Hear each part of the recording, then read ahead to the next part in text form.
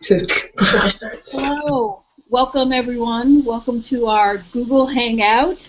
Are you really listening? And this is an opportunity to share some proven techniques on how to better listen to, connect with, and really gain the trust of young people in your community. So thanks for joining us. I'm Tanya Tucker, Vice President of Alliance Engagement here at America's Promise Alliance. And so happy to be joined today by Craig McClay, and Craig is Youth Engagement Advisor for America's Promise Alliance's Center for Promise at Tufts University. And Craig is one of the lead interviewers for our report, Don't Call Them Dropouts. So thanks for being with us, Craig. And joining Craig today is Javion Eartha, who's a 21-year-old young woman from Roxbury, Massachusetts. Yay, Roxbury, Boston, my hometown. Shout out to the hometown homie. Thanks for joining us, Javion. And so, I'm happy that you all joined us today. We really want to make this as interactive a session as possible. So you should have a Q&A button on your screen. Please click on that and give us your questions throughout the presentation. We want to make sure that we stop and pause and meet your needs. So we'll be answering questions throughout. So please feel free to click on that button and submit questions throughout the presentation, and we'll make sure that we respond to those. Okay, so let's dive right in, shall we? So Craig, I want to start with you and get a little bit of background on you and what really motivates you to do this work. I mean, you obviously have a passion for this issue. So what makes you do the work you do? Well, first of all, Tanya, I want to say thank you to you and America's Promise and the Center for Promise for this opportunity to share and to listen and learn myself. As for the reasons, the why of what I do, why I do what I do, well, I grew up in Louisiana, and I saw a lot of things going on in the family and the neighborhood where literally it was just matters of miscommunication or misunderstandings, and it led to like severe consequences. So fast forward, I moved to Boston back in '88, and I'm seeing the same thing at a much higher level.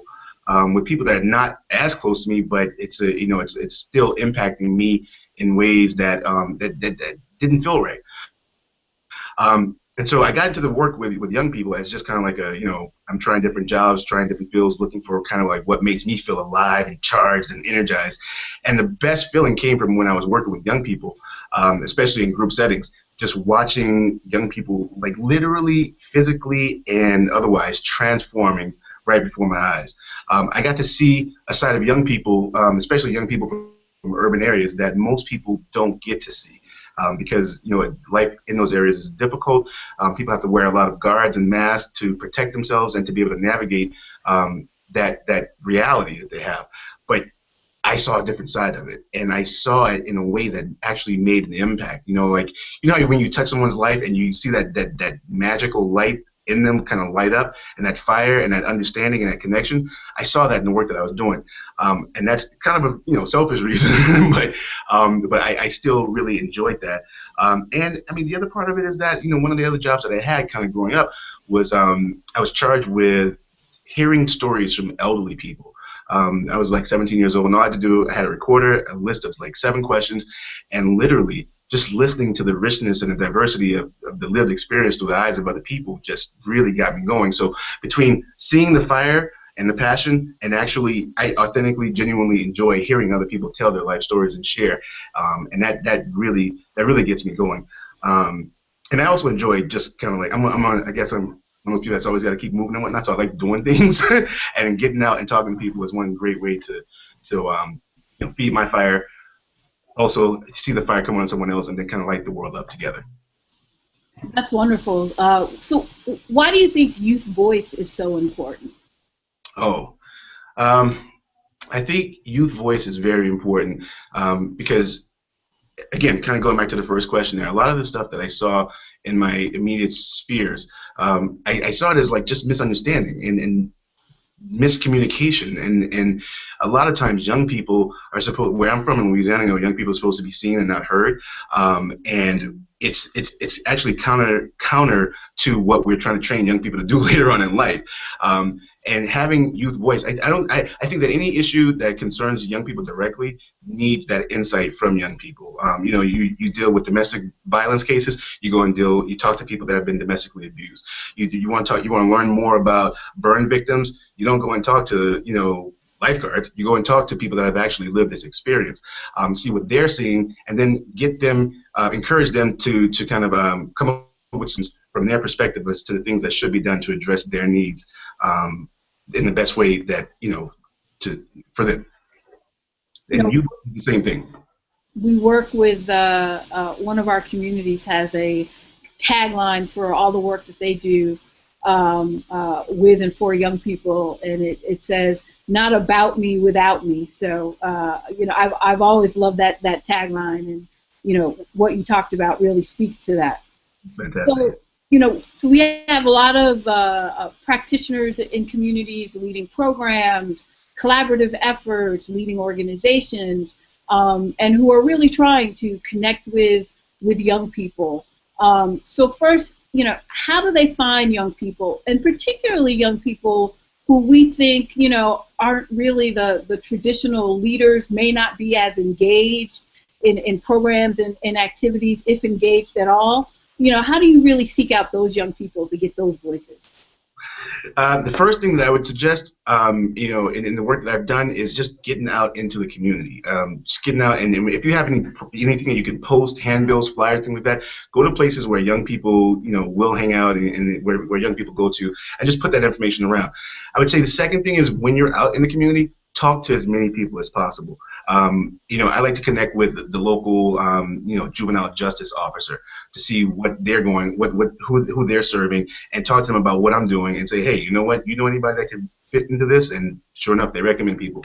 I also like to connect with the local church to see where they are, and if there's any possibility of building a bridge between what I'm doing and what the church is doing.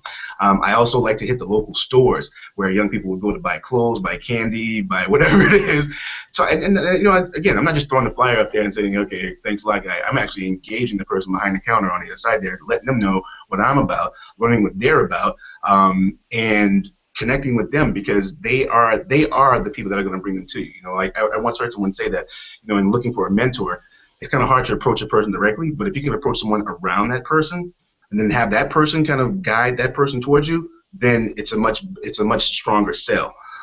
So that's kind of like the approach that I use. I go to all the local agencies, all the people that I know, and I make it a point to be known by everybody as well, so that they know what it is that we're doing and ways that they can help support it. And you know, like 9 times out of 10, you talk to someone in the neighborhood, they know of a young person that could benefit from this program better than you would, and they actually have the power to actually kind of guide that person to you over, I mean, you're just Joe, you know what I mean? But this person is my uncle, this person is my brother, this person is my cousin. So that word of mouth, intimate or personal connection is very important to have.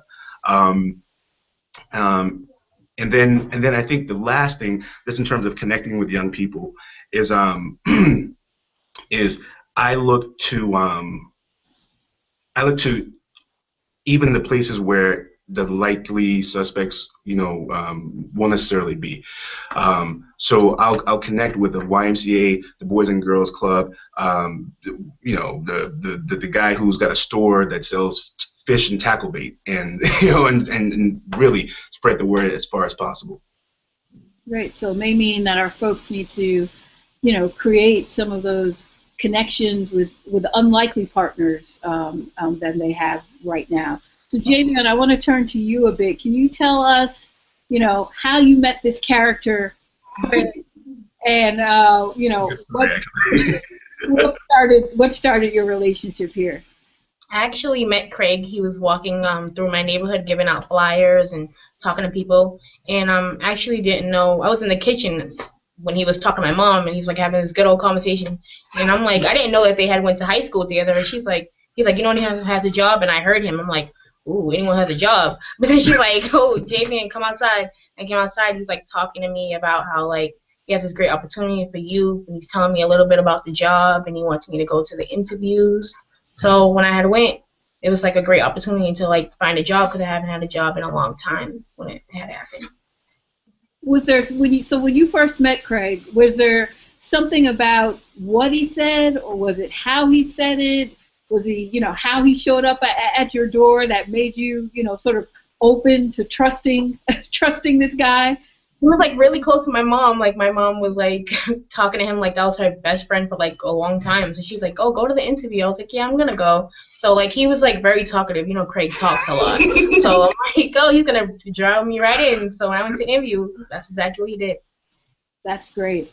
And obviously glad that you all are, still connected today. So I want to, we have a question from one of our viewers that I want to throw out to you guys. And both of you all can feel free to answer. But the question is, what do you do for a young person, grade 6, who sees no point in education? It's a great question.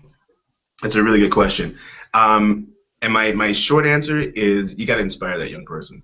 And you got to find a way to breathe life into their lungs, literally. And I think a great way to do that is through just expose them to different possibilities. Take a young person, like our brain lights up. We feel alive when certain things happen, right? So maybe taking that young person out of their normal experience, right? Taking them to a part of town, doing something completely different that they wouldn't do, and then just kind of opening up a conversation with them because now they're a little bit more open. I think another great way to kind of engage with this young person is to present them with a challenge. Like a very doable challenge, but also at the same time something that's not too easy where it's just a matter of like, I'm breathing and now all of a sudden I've achieved that. But it's got to be a little bit of a level of challenge in there, along with something that's kind of like brand new. And I also feel that it's one of those opportunities for the young person to inform you about what they're seeing. And a chance to listen to them, and again, that doorway opens up so much if you can just take the time to listen to the young person and what they're really saying. Maybe there's something a little bit deeper in there that could be a stronger or better leverage point in which you could use to kind of get them back on track or make them feel good about education again. That's great. I want to encourage folks to keep the questions coming because really this is about you and your needs and your questions, so we want to make sure we get to those. And actually, if you all have great suggestions for some of the questions that you've heard, type those in. We're all experts here. And so, Craig, you really opened the doorway to this next part that I want to get to, which is the listening piece. So what does it mean to really listen to young people, and what does that look like? I think there are some major tenets, as I guess I'm going to call them, when it comes to really listening to young people. And I think the very first thing that we have to be able to do, well, actually, let me say this first, right? We live in this world where we are like literally surrounded by sound. We're inculcated with, everyone's walking around with their iPods and things plugged in at high volumes and whatnot. And the tool that you use to listen is your ears, right? So I'm going to ask everyone to first just recalibrate your ears. Find a quiet space, just 30 seconds, whatever, because there's nothing. I mean, I think it's really aggravating to talk to someone and they're just like, I can't hear what you're saying, because their hearing is kind of blown in so many ways, right? So recalibrate your ears first of all, right? I think another thing that you have to do when you're connecting with a young person is to be fully present. A young person or an old person, you have to be present. You can't be distracted by the technology that we have going on, cell phones, emails and things like that. You have to literally be there, giving your full attention. I think of the analogy of being in a room or being in a conversation with someone so intense, like the world around you, and like you don't even know it's just that connected. The other thing that I'm getting some audio here, but I'll keep talking. But the other thing is be able to receive the information. Receive the information as well as the emotional stuff. Is that coming across weird? So yeah, so we're getting a little kind of choppy on our end from you. So we'll see if we can figure the technical issue out, because we definitely want to hear your responses.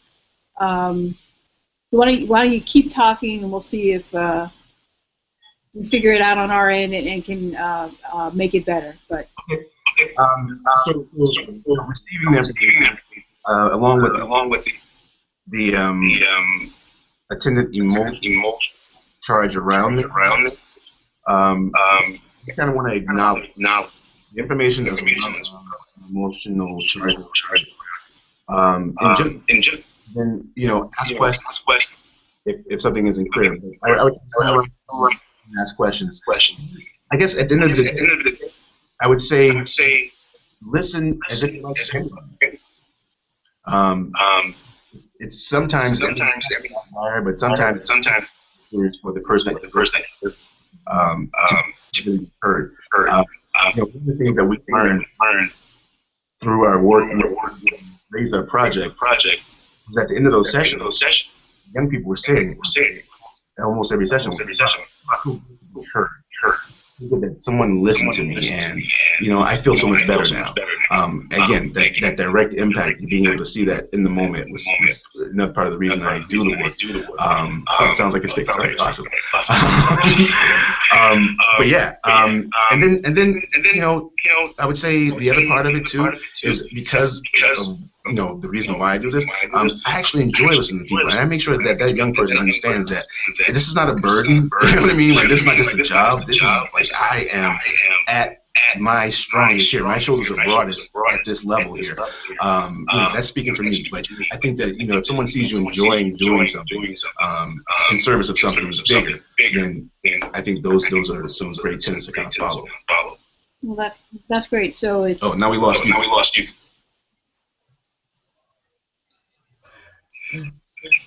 So it's listen with your full body. There you go. Yes. Not just your ears. Don't be afraid to ask questions. Ask those critical questions. Do you think sometimes as adults we're afraid to ask those questions because we're afraid of what the answers might be? Absolutely. And it also kind of knowing your audience. You know which questions you can ask that will kind of push the conversation along. You know which questions that might shut it down or go into that conversation cul-de-sac. You want to avoid those. Right. So let me turn over to Javian, and I'd love to get your perspective on, as a young person, what is it like to really be heard by an adult? So what does that look like from your end, and what does it mean to you as a young person? As a young person, a lot about respect. Older people are all about respecting other people, so I would like for someone listening to me to be respected. When someone's listening to me, I feel like my ideas are being not only heard, but it's going to be an action taken to actually get things across to them. So to me, it means someone's going to make my actions, my words into actions that can come true. And it's not all about whether or not they take in what I'm saying, as in the listening thing you guys were talking about, but it's meaning as in what are they going to do with what I'm saying with it. So that's a lot about what I feel. So follow through on your part is big. So don't just listen to what you're saying, but make sure that you're acting on it if you're asking an adult to act on it.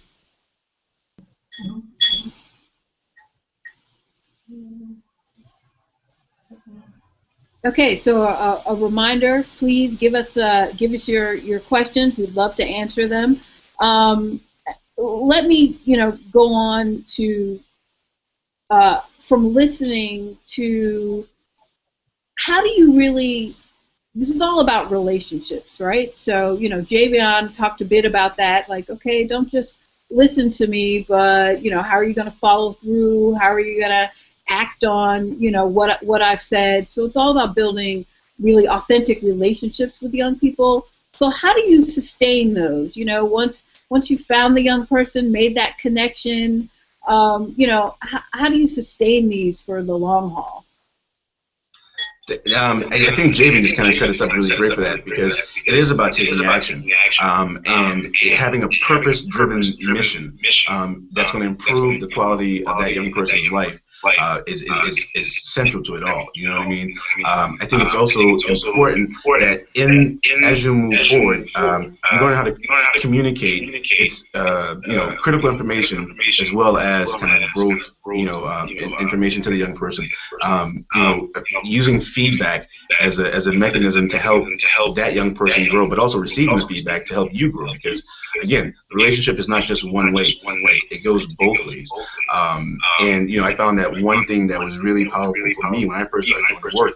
A guy I was doing some work with by the same name, Craig, actually. He said to me one day, he's like, "Hey, Craig, you know what? I need your expertise on something." And I'm like 16 years old. Like, what can I be an expert on?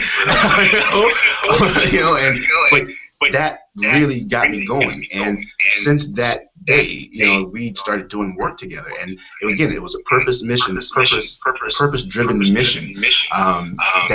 was to serve as something bigger than me. But being able to kind of get behind a young person as they do that, like whatever it is, and you just support them, I think it's a great way to maintain a long-term relationship.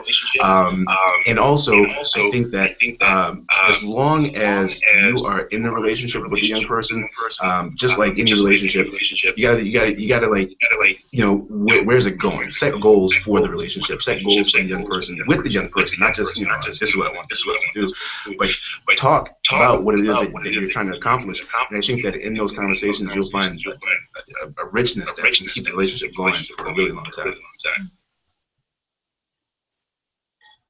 Okay, so we've got a question from one of our viewers, and they want to know, how do you engage young people who were once passionate but have lost it?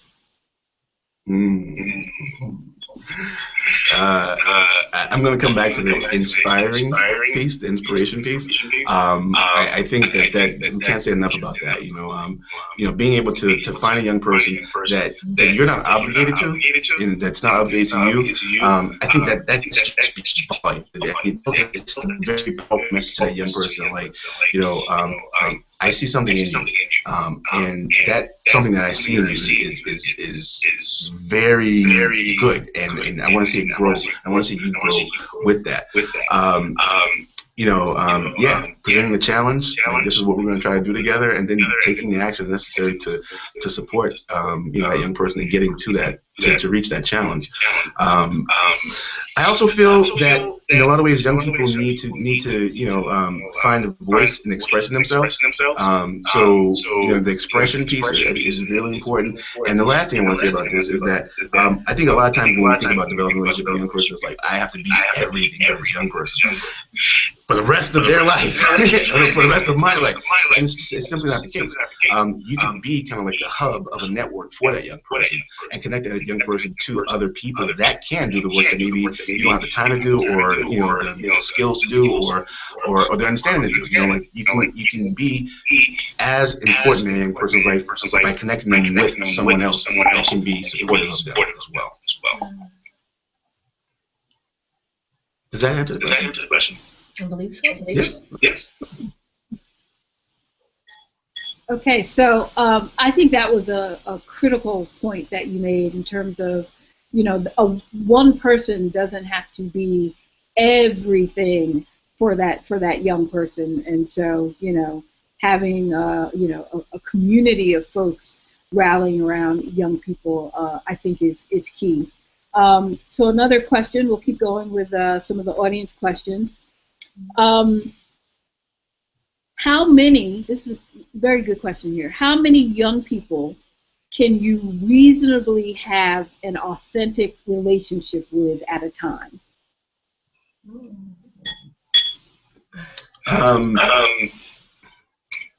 It's kind of hard to quantify because it's it's a function of where you are, how many young people you can actually have access to, what occupies the 8 hours of your day when you're like most charges at work. Is it your work with young people, or is it with papers and computers and things like that?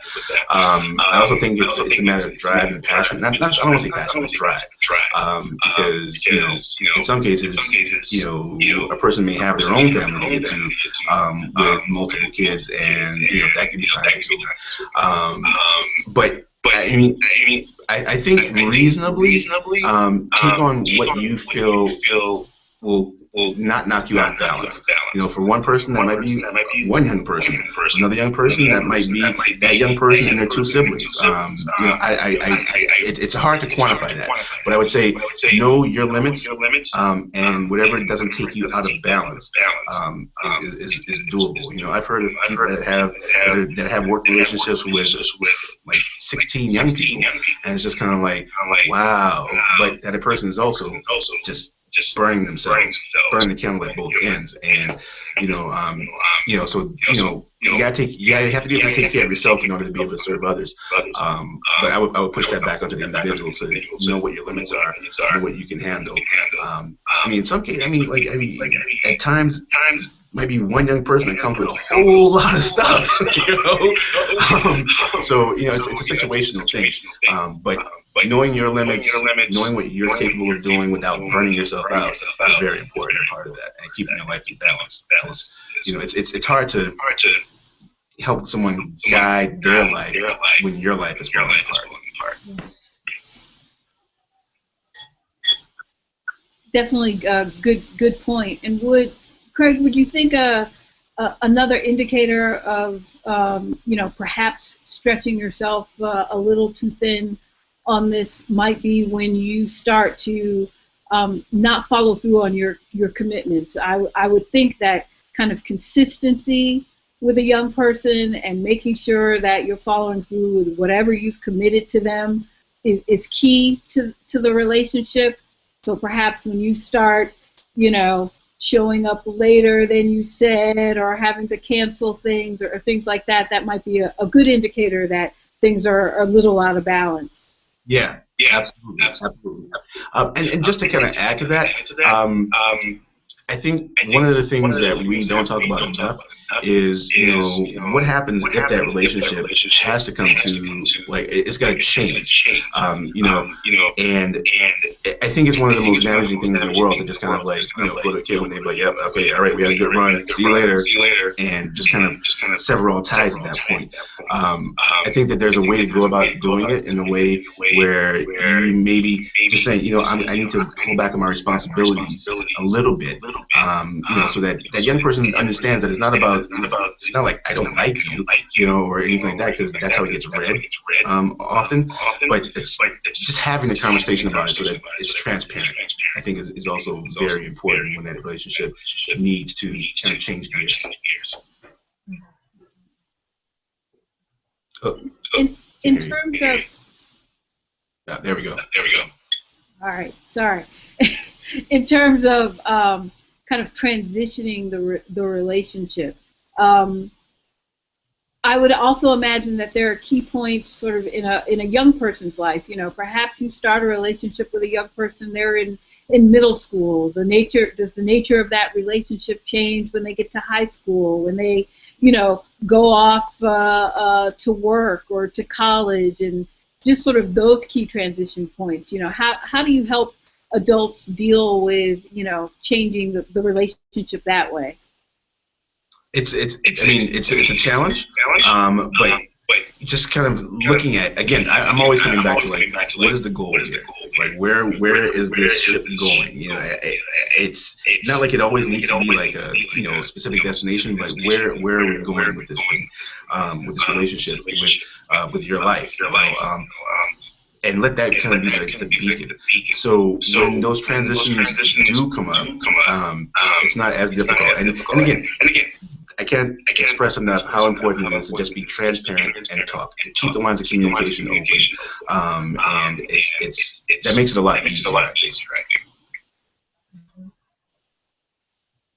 So you've talked a few times about this idea of setting goals with the young people that you're connecting with and starting relationships with. And so what does that look like? Is it just is it a conversation? Is it a series of conversations? You know, how do adults kind of, you know, broach that subject for, you know, the goals of our relationship? I think it's definitely ongoing conversation. And in doing that, I like to. I mean, personally, I like to look at, you know, first of all, what are we doing? Like, all right, I don't want to sound weird, but I look at the spiritual, the physical, the mental, and the emotional. And you know, like without getting too woo. The spirituality thing can be, you know, left behind. But a lot of young people that I work with have challenges with school in particular, so that becomes a very clear, very doable point of entry right there. Let's get you. You're not in school. Let's get you back in school. All right. Let's get you a high school diploma, GED, and let's get you on a track for college or a career. You choose, but that's kind of like where we're going. The second one is around. I mean, physical stuff. You can get into that with them, maybe not. But health is very important, and just kind of like surrounding yourself, being aware of the elements in your environment. So you know, you want to surround yourself with people that are doing things that you like and things that you want to be a part of. And then connecting people with that network, because I'm really important about relationships and connecting people. You know, and then the emotional piece. You know, it's often said, or I've often heard that, you know, we are emotional people who sometimes think, and we're not a thinking people who sometimes feel. And realizing that, you know, like emotional stuff is something that, again, it's one of those things like listening. We never really taught, at least I wasn't taught, of how to kind of deal with the stuff that I'm feeling, understanding why I'm feeling this, what it is that I'm bringing that's actually creating this situation that's now got me feeling like this. And you know, so the self-awareness piece, the awareness of what other people are feeling, the social, the awareness of what you're bringing to the situation, is also a very important thing to kind of learn and understand. So I said that's how I kind of start off setting the goals. I look at those 4 dimensions, realms, and then again, having a conversation with a young person and figuring out where you want to go in these directions. So, Javion, I want to get back to you and ask you, you know, what has it meant to you to have Craig? Sorry, Tanya, we can't hear you. Oh, sorry. All right, can you hear me now? Yes. Okay. So, Javion, for you, I want to know, you know, what's it been like for you to have Craig in your life, and I'm sure other caring adults in your life helping, you know, support you and guide you. What has that meant to you so far? I mean, it means a lot to me. So close and everything. Still talk and eat some. It's like we have like more old help me, because it's like I need people out there who show that they care and that they're willing to help me get further in life and do great things. Craig's not the only one that I still talk to from my youth job with him. It's like I talk to a lot of other people from there. It's like all about building connection that you can keep and that someone's really actually there for you. That's how you know, like, me and him had a connection during TE, because right now we're still talking. I came here to do this with him, and I'm very happy to be here.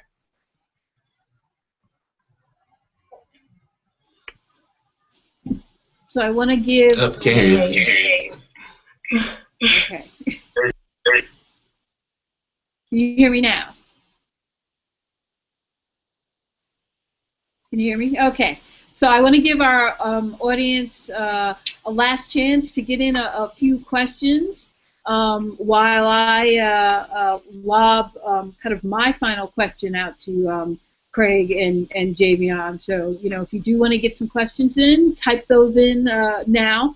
But I wonder, you know, for both of you, if you have some final words, piece of advice for the folks out here, you know, trying to do this work with youth, trying to engage young people, you know, trying to really amplify youth voice?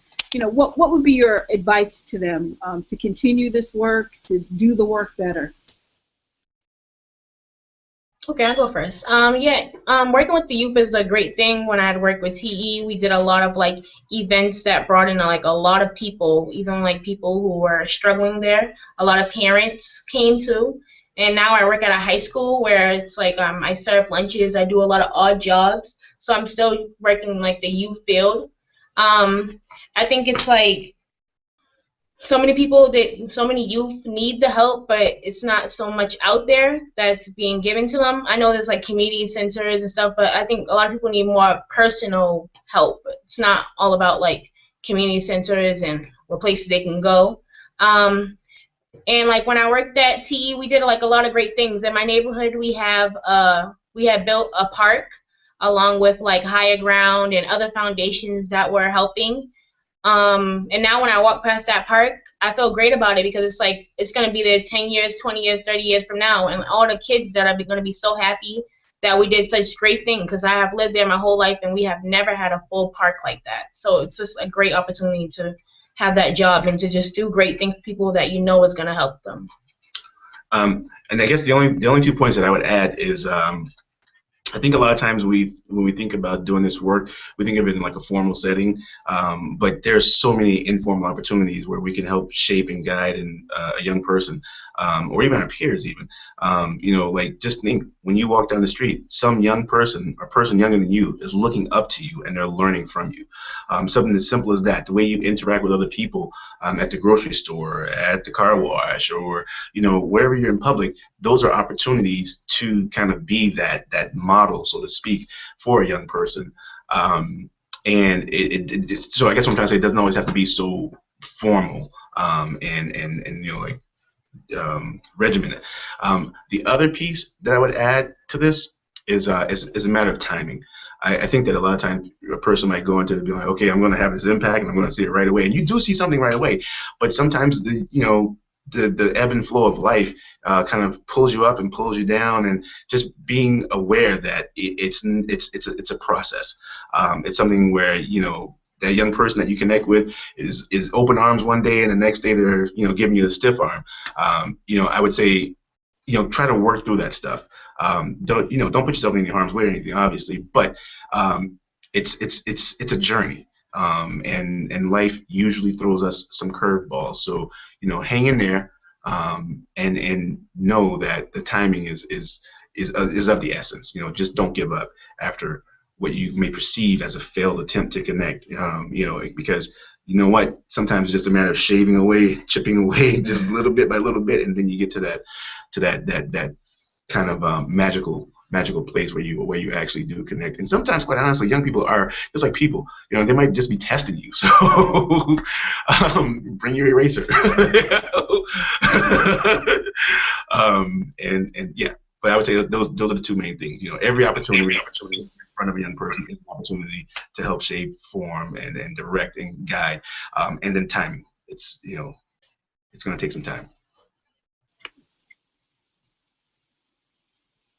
Okay, so we have, I think, a couple questions from the audience.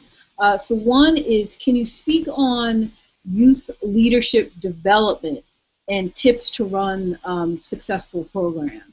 You know, a lot of our folks, you know, beyond sort of just amplifying youth voice and connecting with young people, really want to help them develop into young leaders. So any tips and good practice on that? Oh man, the leadership stuff. You got something to say, or? Yeah. It's again, it's one of those things where if we want to see young leaders develop, then we have to provide opportunities for young people to lead. Yeah. And in the work that I've done before, it was all about developing the leadership. You know, so young people like were front and center on everything, just making decisions, making the flyers, doing the outreach, taking care of the logistics, developing the content. We've got to pave that way for young people to be able to do that work with some guardrails around them to support their success.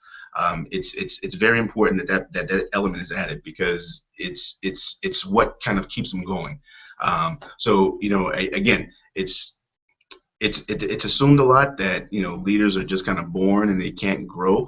I push against that. I think that everyone is a leader. It's just a matter of, do they have the opportunities and the support they need to actually demonstrate that skill with the broader audience. But yeah, I feel like we have to give young people those opportunities to lead in order to see them develop as leaders.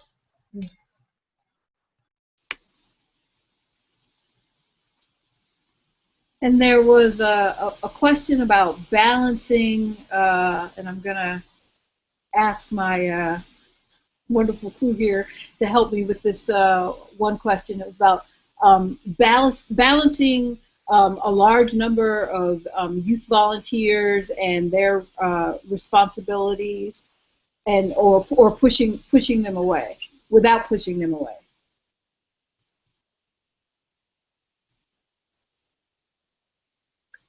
Sorry. I'm not sure if I understand. So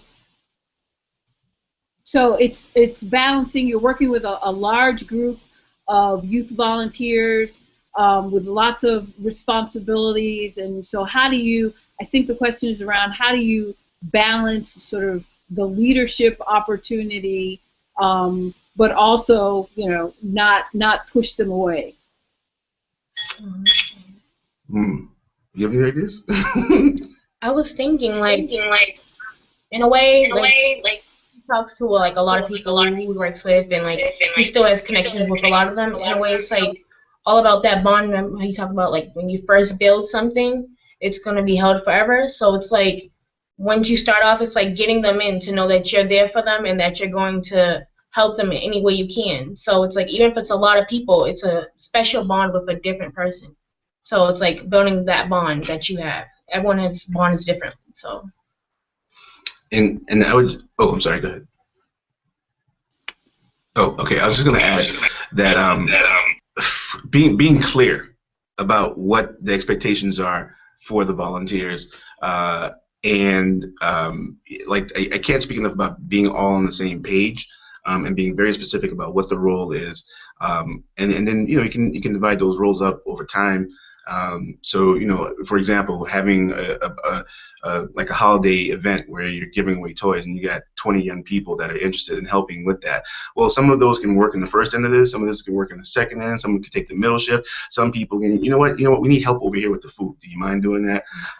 Or we need help with getting people through the doors. I mean, there's a lot of very specific things that people can do to contribute to the success of an event and to kind of balance the purpose and substance with getting the people through the doors.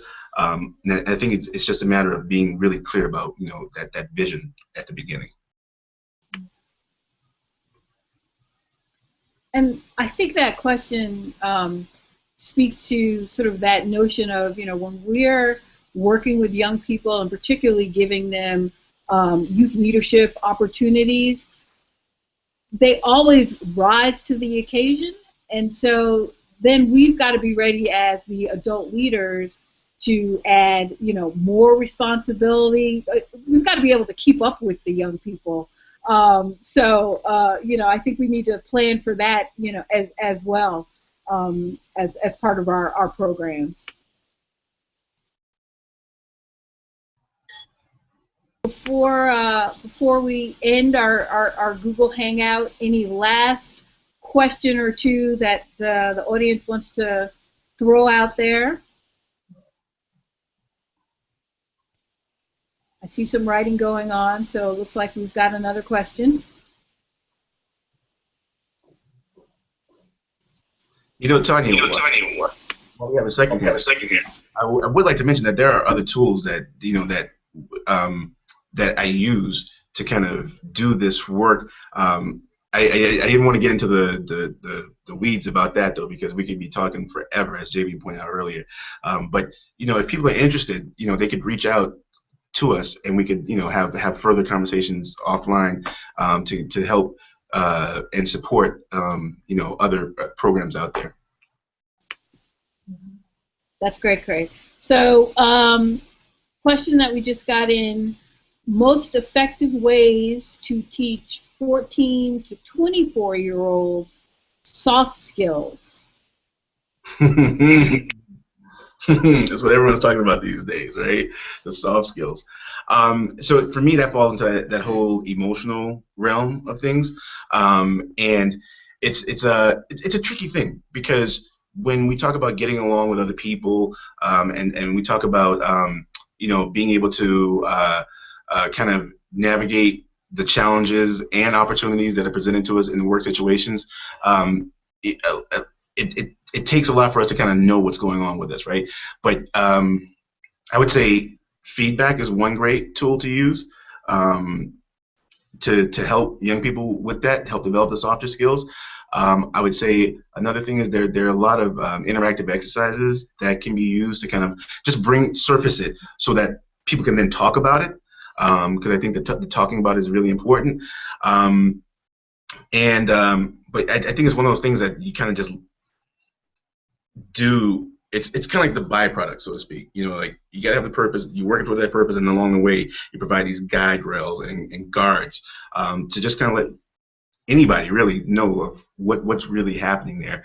And I think that pulling someone, being aware of your timing, and pulling someone aside and saying, hey, just stating an observation. I noticed this. Then maybe talking about this is the impact that it had. And then going into kind of, what do you see from your side, and how can we work together to kind of ratify this, whatever, or deal with this behavior, or.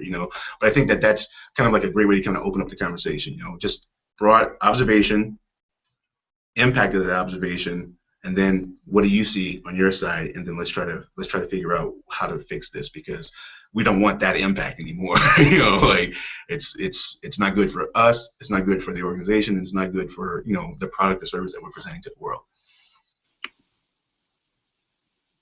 Thank you, Craig. Thank you, Javion, for joining us today. Thank you, audience, for participating and being really interested in this topic. We want to apologize for any of the technical difficulties we had and some of the sound issues. But what we want is your feedback on this. What can we do better? What other elements of this particular issue would you like to explore? What other topics might you be interested in? Let us know. We'll do many more of these Google Hangouts, and we want to make sure that they address the issues and topics that you are interested in. Make sure that you share some of the good work that you're doing on gradnation.org. We'd love to hear about your stories and your strategies and tools that you're using with young people. I'm sorry, I'm having trouble reading upside down from my producer. And we will, for all the folks who RSVP'd and signed up for this, we'll send you a survey. So please respond to that, and that really will help us plan for future Google Hangouts. So thank you to everyone, and we will see you on our next Hangout. Thanks, Fanny.